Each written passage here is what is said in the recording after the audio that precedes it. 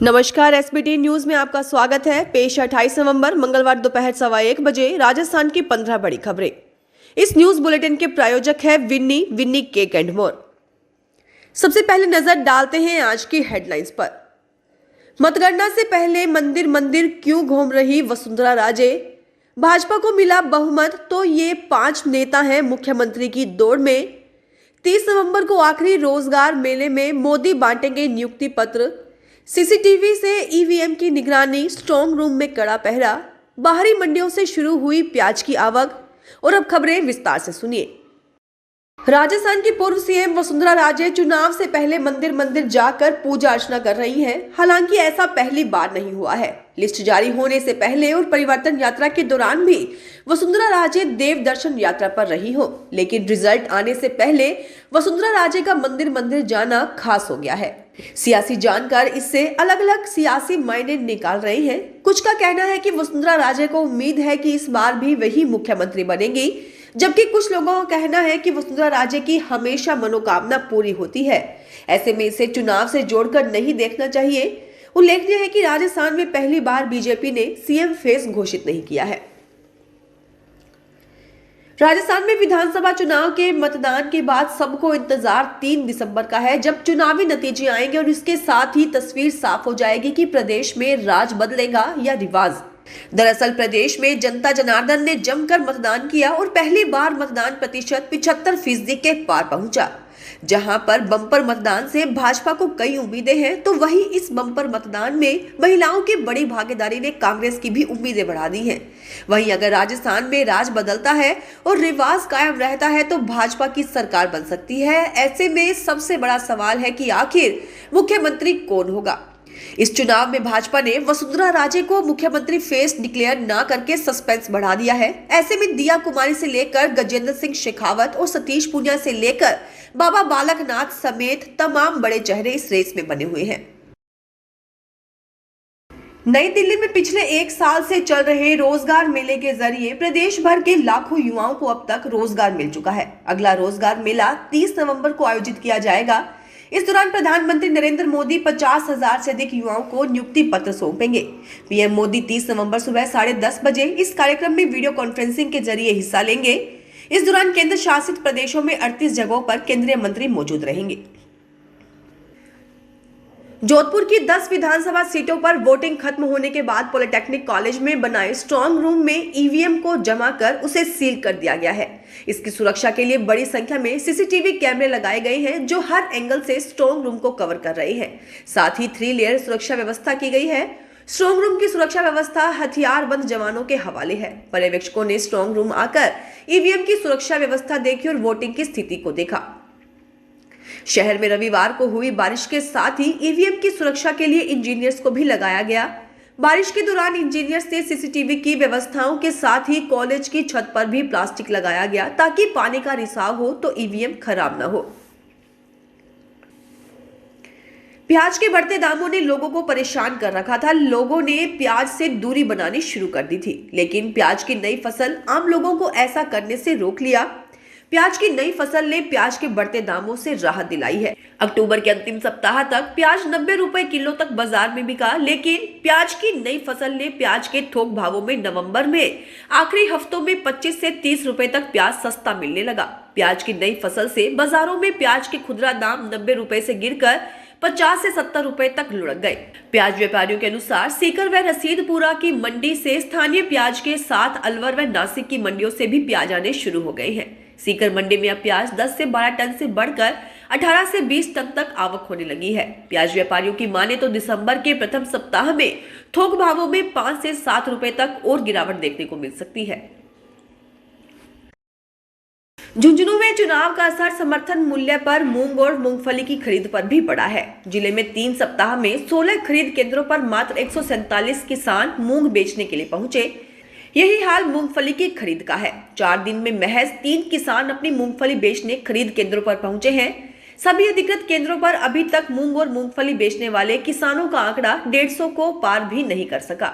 अधिकारियों के अनुसार 1 नवंबर से 22 नवंबर तक महज 2714 क्विंटल मूंग की खरीद हुई है और इसी तरह 18 नवंबर से मूंगफली की खरीद शुरू की गई थी। लाखों किसानों वाले जिले में महज 3 किसानों ने मूंगफली बेची है। सभी 16 केंद्रों पर महज 53 क्विंटल मूंगफली आई है। दोनों ही जिन्सों के लिए खरीद के लिए जिले में 16 केंद्र बनाए गए हैं। इनमें 5 क्रय विक्रय सहकारी समिति व 2 इनके सहायक केंद्र शामिल है।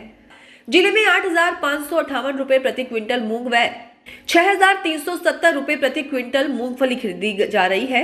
खरीद के लिए 90 दिन तय किए गए हैं।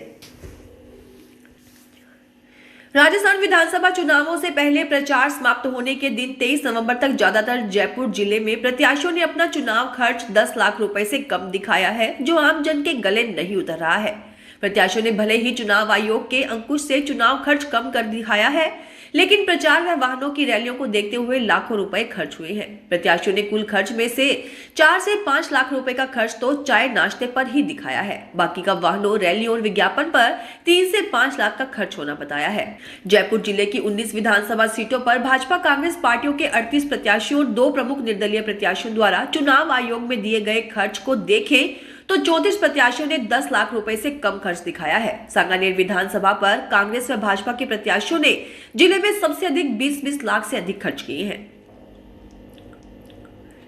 अजमेर सहित जिले भर में मंगलवार को घना कोहरा छाया रहा। इससे मौसम में ठंडक बढ़ गई। लोग सूरज के दर्शनों को तरस गए। कोहरे के कारण दृश्यता 50 मीटर से भी कम पहुंच गई।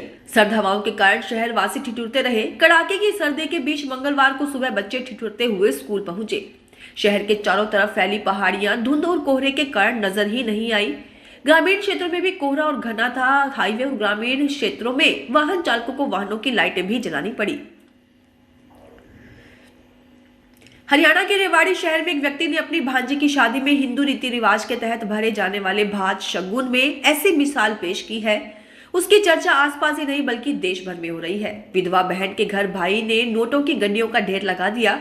उसने 1,01,11,101 रुपए कैश भात में दिए। इतना ही नहीं, करोड़ों रुपयों के गहने भी दिए। इस भात में दिए गए कैश का वीडियो खूब चर्चा बटोर रहा है। बहरोड में इन दिनों वैवाहिक सामों का सीजन चल रहा है और इसके चलते बाजार में बड़ी संख्या में लोग खरीदारी करने पहुंच रहे हैं, लेकिन दुकानदारों के पास न तो ग्राहकों के वाहन खड़े करने की पार्किंग है और न ही प्रशासन ने बाजार में पार्किंग की व्यवस्था कर रखी है। ऐसे में बाजारों में दिन भर जाम की स्थिति बनी रहती है, जिससे आमजन परेशान रहे। यहाँ तक कि पैदल निकलना भी मुश्किल हो रहा है। बावजूद इसके पुलिस प्रशासन और नगर परिषद के जिम्मेदार मूक दर्शक बने बैठे हुए हैं। हालांकि जाम से मुक्ति दिलाने के लिए हर बार थाने पर सीएलजी बैठकों में चर्चाएं होती हैं, लेकिन कार्रवाई नहीं होती। हिमाचल प्रदेश के ट्राइबल जिला कन्नौर और लाहौल स्पीति की ऊंची चोटियों पर सोमवार रात हल्का हिमपात दर्ज किया गया। इससे पहाड़ों पर तापमान में भारी गिरावट दर्ज की गई। कई शहरों के तापमान में पिछले 3 दिन में 7 डिग्री तक पारा नीचे लुढ़क गया और ऊंचे क्षेत्रों में तापमान माइनस में चला गया है। सूचना के अनुसार स्पीति घाटी, काजार, रोहतांग दर्रा, कुंजम, किन्नौर के हांगो इत्यादि स्थानों पर ताजा बर्फबारी हुई है। बेशक अधिक ऊंचे क्षेत्रों में हल्का हिमपात हुआ है, लेकिन उम्मीद के मुताबिक बर्फबारी नहीं होने से पर्यटकों में भी मायूसी है।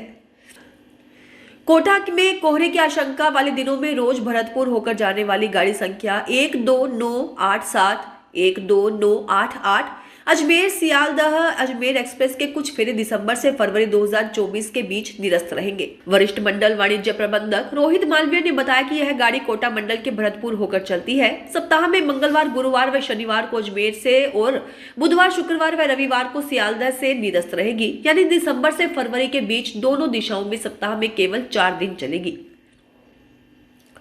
राजस्थान के जयपुर में मौसम का मिजाज बदला हुआ है। पश्चिमी विक्षोभ के प्रभाव से सोमवार को दिन भर बादल छाए रहे और ठंडी हवा चली। कुछ एक इलाकों में सुबह हल्की बूंदाबांदी भी हुई। मौसम बदलने से शहर में दिन का पारा सामान्य से 3.8 डिग्री लुढ़क कर 23 डिग्री रहा। वहीं रात का पारा सामान्य से 4 डिग्री ज्यादा यानी 15.9 डिग्री रिकॉर्ड किया गया। शहर में सुबह 4 दीवारी दिल्ली रोड, आदर्श नगर के एरिया में हल्की बारिश हुई। मौसम विभाग के अनुसार अगले 24 घंटे राजधानी के आसपास के इलाकों में बादल छाए रहेंगे। इसके बाद सुबह के दौरान हल्का कोहरा छाएगा। मौसम विभाग के अनुसार 28 नवंबर के बाद मौसम साफ होने से न्यूनतम तापमान 4 से 5 डिग्री तक गिरावट होने का अनुमान है। इससे सर्दी का असर बढ़ेगा। भरतपुर जिले में शादी ब्याह का सीजन शुरू हो गया है। बस स्टैंड पर यात्रियों की भीड़ बढ़ रही है, लेकिन रोडवेज पर बसों की कमी के कारण यात्रियों को काफी मुश्किलों का सामना करना पड़ रहा है। अब भरतपुर और लोहागढ़ आगार की 18 बसें चुनाव के लिए आए सुरक्षा बलों को लेकर बाड़मेर, भुज, पालनपुर सोमवार को भेजी गई हैं। इससे यात्रियों को अगले करीब 4 दिन और परेशानी उठानी पड़ेगी। लोहागढ़ आगार के यातायात प्रबंधक लाला राम ने बताया कि जिला प्रशासन ने रोडवेज की 18 बसों को अधिकृत किया है। ये बसें आज दीग, कुमलेर, नकामा और वैर और कैथवाड़ा से जवानों को लेकर गुजरात के भुज, पालनपुर और बाड़मेर के लिए रवाना होंगी। इस वजह से करीब 3 से 4 दिन कुछ रूटों पर बसों की कमी रहेगी।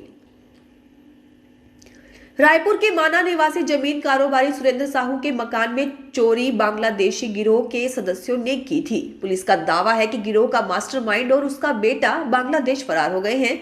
इस गिरोह के पश्चिम बंगाल निवासी 2 आरोपी गिरफ्तार हुए हैं, लेकिन पुलिस की कार्यशैली सवालों के घेरे में आ गई है। आरोपी शहर में घूम घूम कर कंबल बेचने का काम करते थे। इस दौरान वे मकानों की रैकी करते। इसी तरह आरोपियों ने सुरेंद्र साहू के मकान को निशाना बनाया। पुलिस दूसरे राज्यों से आने वाले और अस्थायी दुकानदारों की जांच का दावा करती है, लेकिन उसके पास 20,000 लोगों के रिकॉर्ड नहीं है। फिलहाल इस बुलेटिन में इतना ही। फिर हाजिर होंगे और बड़ी खबरों के साथ।